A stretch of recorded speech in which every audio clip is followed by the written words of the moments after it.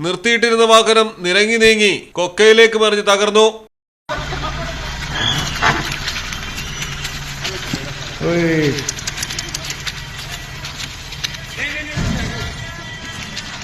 ഹിമാചൽ പ്രദേശിലാണ് സംഭവം. മണാലിയിലെ മഞ്ഞുമൂടിയ റോഡിലാണ് അപകടം നടന്നത്.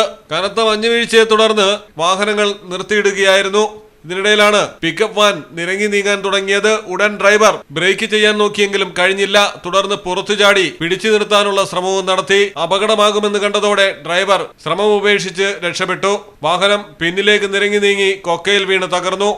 News desk Malayalam television.